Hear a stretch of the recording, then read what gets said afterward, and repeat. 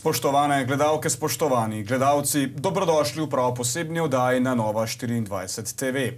Nocoj se bom pogovarjal z gostom, ki prihaja iz daljne Indonezije. Je poslanec indonezijske stranke za narodno prebujenje in član organizacije sredinskih demokratov, pa tudi generalni sekretar največje samostojne islamske organizacije na svetu, Nahdlatul Ulama.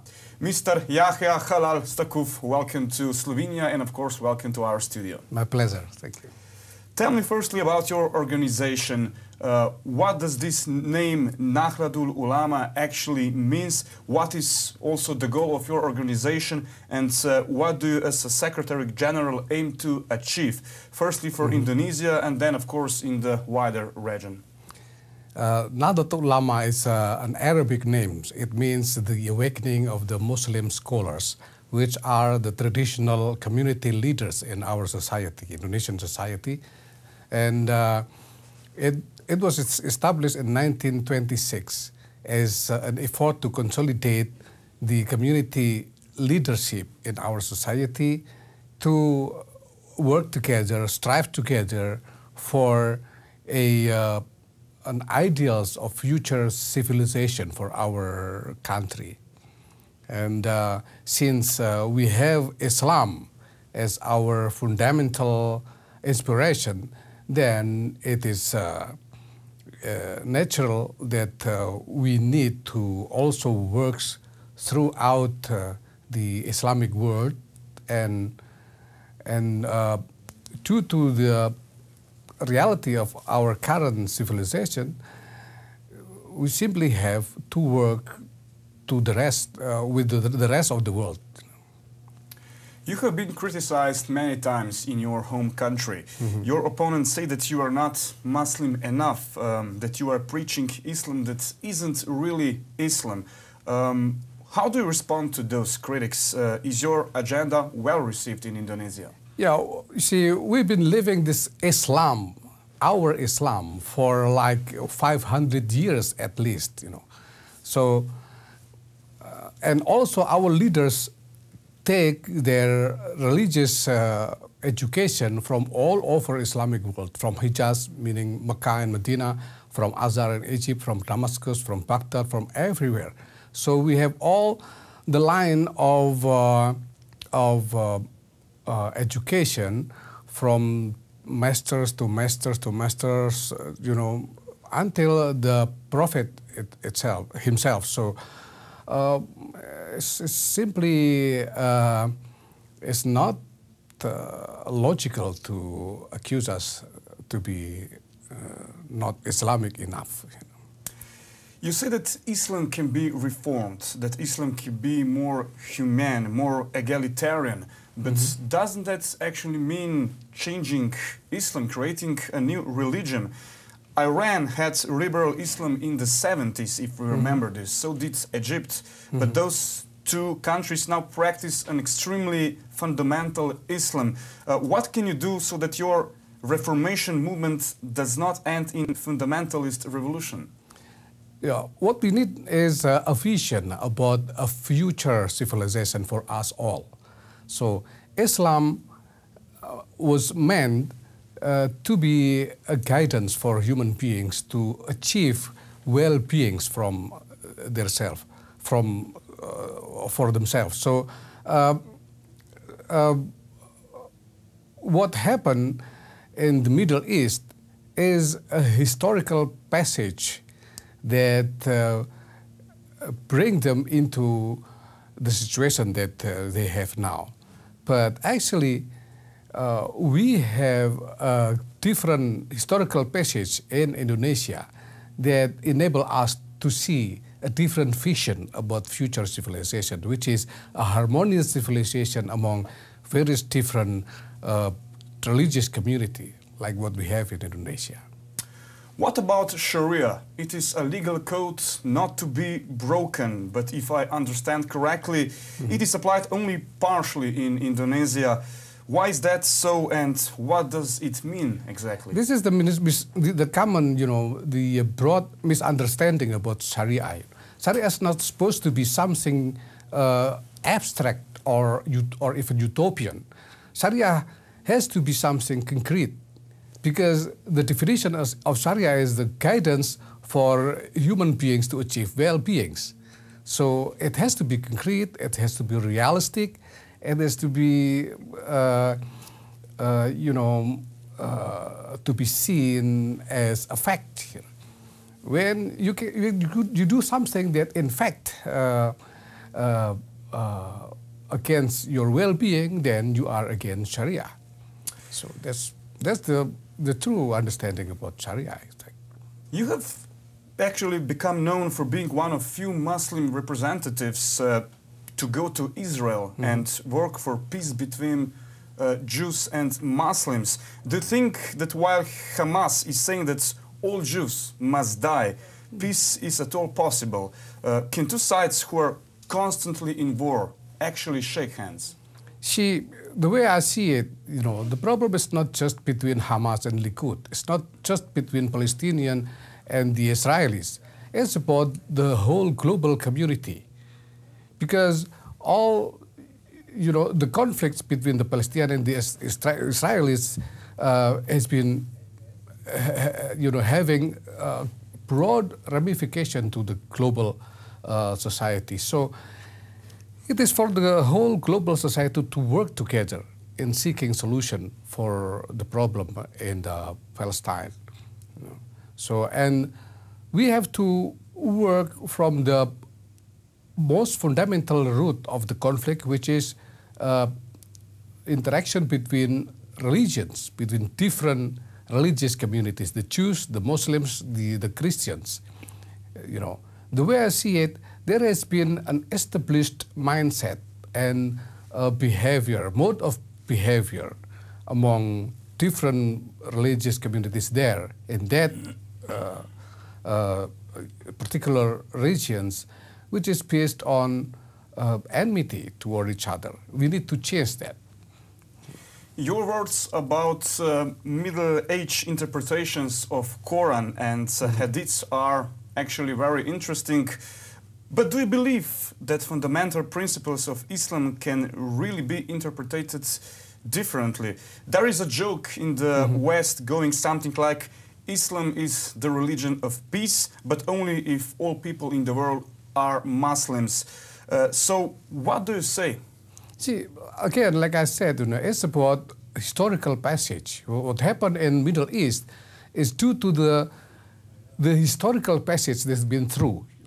They've been interpreting Islam the way they did because in response to the historical reality that they encounter. So we can have a different mode of interpretation. And it's, in fact, it is possible because we did it in Indonesia. We actually did it in Indonesia. We have a different mode of interpretation about Islam. We managed to develop a peaceful, harmonious society with a very heterogeneous manner, with all different religious communities living together. Thank you. Mr. Pak Yahya, if you bring people from outside into Europe, is it not logical to try to understand how these people think? Could they also bring problems with them? Many migrants, for example, that are coming to Europe were absolutely happy living under ISIS. That's it. That's why I was talking about your capacity to cope with the problem. You need to have a clear understanding, comprehensive understanding about the nature of the problem, including the mindset of these people. Because it's not just about the economy. It's not just about adding some number of people into, larger numbers of people in your society. It's about adding some people with a different culture or different mindset, maybe problematic mindset and mentality. You have to think about the strategy to cope with that problem. So this is probably a fundamental question. If you know the problem, you know how to fight. Yes, yes. You represent the good model of civilization that accommodates different people. How do you fight back your opponents' radical Islam? You have those problems in Indonesia. This is why you know, our leaders in the past founded and established Nahdlatul Ulama. Just a minute. I have to form this question again. Okay. It was not good. Sorry. Okay. Sorry, it's not good. Lahko, Igor? Ne, samo tega za naprej, ki je nehal govoriti naprej. Okay, you represent the good model of civilization that accommodates different people. How do you fight back your opponents, radical Islam? You have these problems in Indonesia. See, this is why our leaders in the past established the organization, the Nahdlatul Ulama. Because this problem is not new to us. It's been coming to us over and over and over for centuries. And we've been fighting to preserve our harmonious civilization against this element of, of threat. So we established Nahdlatul Ulama as an instrument to raise social movement, to achieve social consensus, to deal with the problem. That we don't want Indonesia to be destroyed by these supremacists, segregative, ideas and groups. So we fight back through social movement and through any means that we have in hands to raise a campaign against this threat. There is another very important question that we have to answer. Is Islamic State authentic Islamically?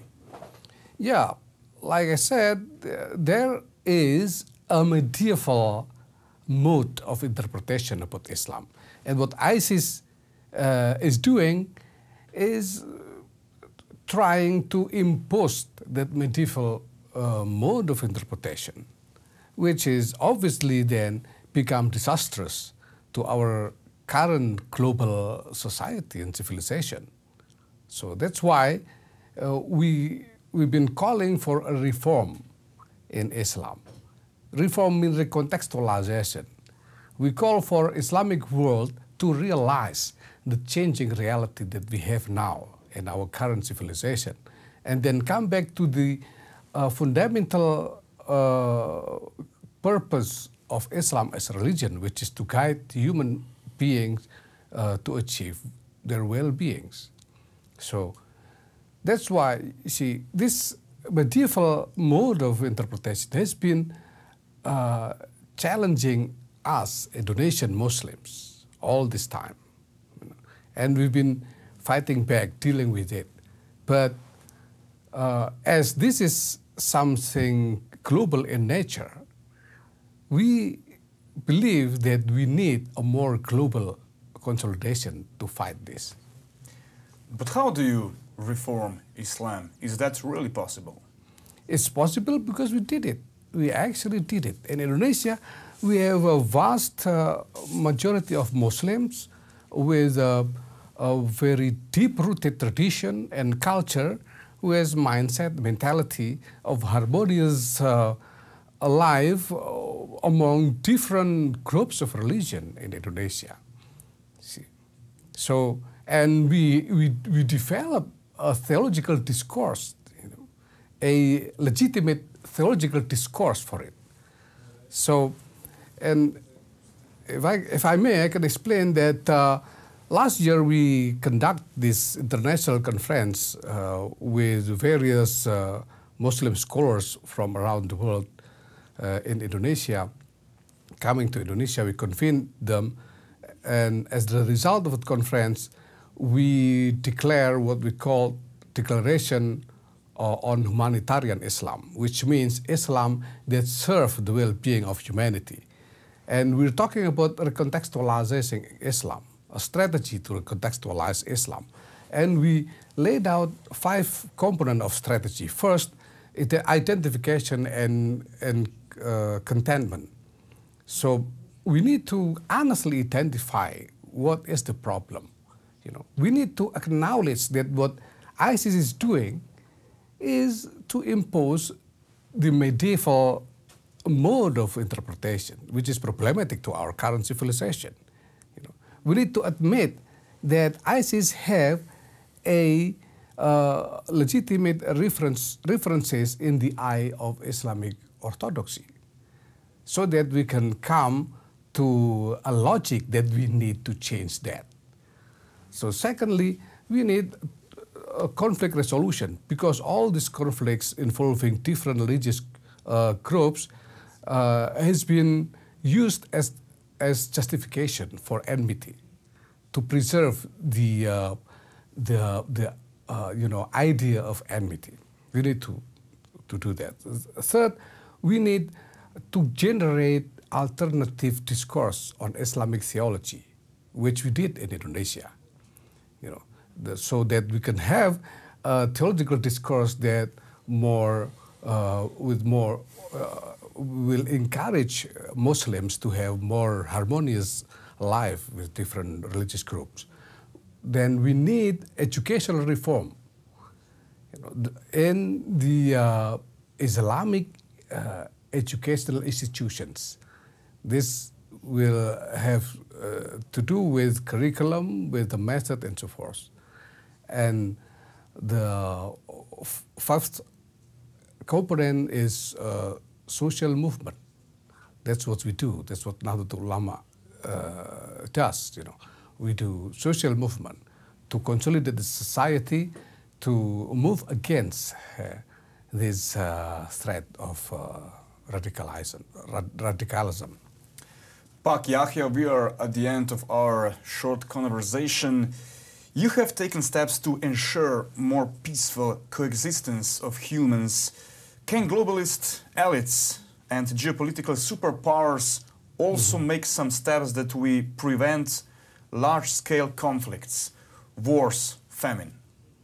That's why I'm here. I try to reach out to people everywhere. That's why I came to Jerusalem.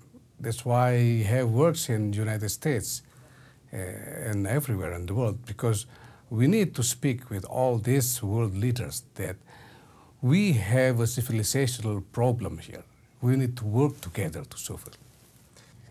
We will continue with our interesting conversation a little bit later. Zdaj, dame in gospodje, so na vrsti reklame. Ostanite z nami.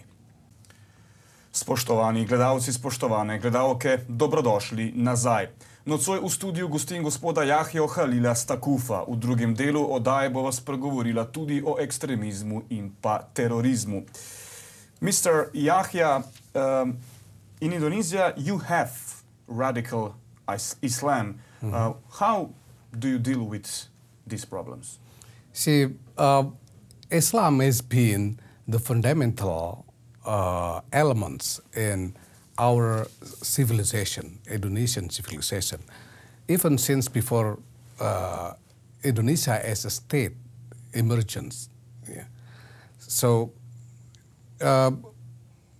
what we've been developing in our civilization is a harmonious society with its diversity.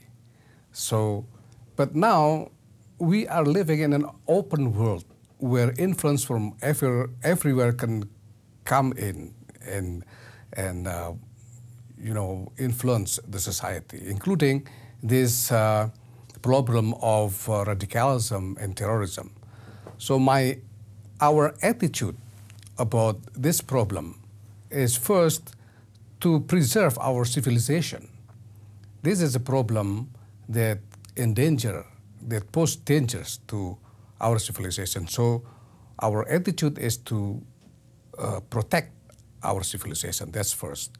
And second, because we are seeing this to be a global problem, then we need to consolidate globally to ask for global society to work together to solve this problem to the root. So that's why we've been calling for an honest conversation about this problem. Indonesia is also the biggest Muslim country in the world. How can you lead an example for other countries where Islam is predominant religion? You know, it's not just about leading, you know.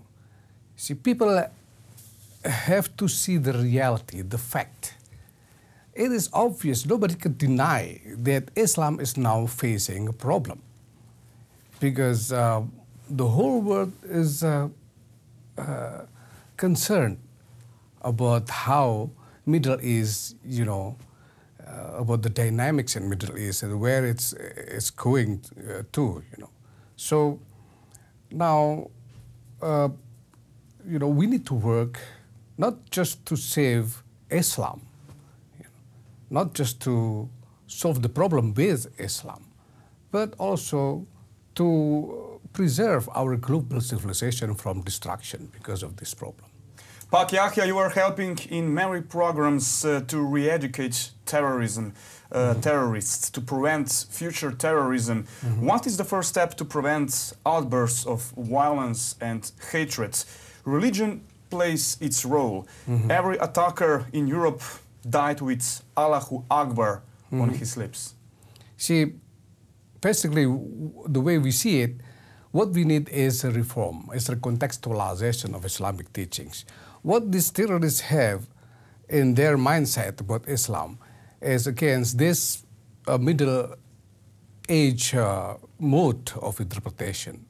We need to make them realize the changing reality that we have now, and that Islam should adjust, you know, because Islam is supposed to contribute to the well-being of humanity. It's just inconceivable to see Islam as a source of destruction.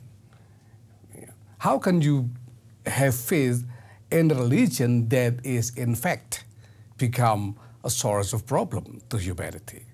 So if you see Islam in a way that can pose a threat to humanity, then it's supposed to be a wrong Islam that you understand, you know. How do those terrorist attacks in Europe, there have been many in the last couple of years, affect you? Are you hurt by these attacks in the name of a religion? Yeah, they did the attacks not just in Europe, they did it in Indonesia also. It's also a real threat to our society. So again, this is for us all, the global community to tackle. And it's not just, you cannot, you know, European, for example, or Americans cannot outsource, you know, the solution of this problem to Islamic world. No, because it concerns you. Because this problem, you know, has impact to your security, your future. So you have all the right to engage and determine the result. Your agenda for living together in harmony is well accepted in the West. What about more fundamental Muslim leaders? Could you preach your ideals in, let's say, Iran, for example, or in Qatar or Somalia? Yeah, again, basically, fundamentally, what we need is an honest conversation, a clear understanding about what the reality is, so that they can realize what future they can expect, you know. So if they can come to this objective, clear vision about the reality and the future, then hopefully, you know, we can find a way to solve this problem. But it also needs, in a practical way, it needs political wills from every direction, from the West and from the leaders in the Islamic world, you know, to achieve a better interaction, a better, a more harmonious world for us all. What is it that boys and men, migrants coming from those radicalized countries in Africa or Middle East have to hear, have to learn to live peacefully with us here in Europe? Well, what do they come for? They come for to find opportunity for a better future. Then they have to. It is also their responsibility to preserve everything that is good here in Europe. They're not supposed to pose any threat to the European society, you know, because it is the generosity of the European society to take them. You know. That's one thing. And the other side, you know, the European society should think about their capacity to take problems, you know, because these are problems. You take problematic people or people from problematic regions to come into your society, you know. So you need to think about your capacity to cope with the problem, you know. And when you calculate for your capacity, you need a clear and accurate understanding about the nature of the problem you are facing. Mr. Yahya, why is that in mosques across Europe, those migrants many times become even more radicalized? Some imams even want to destroy Europe and not live in harmony. What is happening in those mosques? See, we have these political circles in Middle East who have the interest in using Islam as political weapons for so-called soft power for them. So this circle of political powers have the interest to radicalize people. So now we need to make them realize that they cannot continue this. You know, they have to stop, because they're not just doing it in Europe. You see, they're doing it also in Indonesia. And the reason why many Muslim countries, you know, are facing disastrous situation, even become a failed state, is because of this, because of the radicalization. Europe cannot take in all of Africa and Levant. Indonesia is a successful country. What can be done in Africa to develop industry and agriculture so that people don't have to migrate illegally, so that they can live in their own countries? Yeah, you see, one major, you know, not everything, but one major element of this is politics. So we have to deal with first the political leadership in Middle East and Africa. And second, we can see that religion is also one major element in this problem. That means we need to deal with the religious authority also. So we have to find a strategy to consolidate, to develop a consensus, a societal consensus about what needs to be done. Christianity only teaches love and compassion. Why is that, in your opinion, that so many times Christianity is a target? See, again, it's about historical passage, you know. You have Europe, and, you know, it was like more than 500 years Europe engaged in a conflict, a military conflict against the Islamic world, the Turk Ottomans in the past, for example. So it's been there, and it's only, you know, maybe just 100 years it ended with World War I.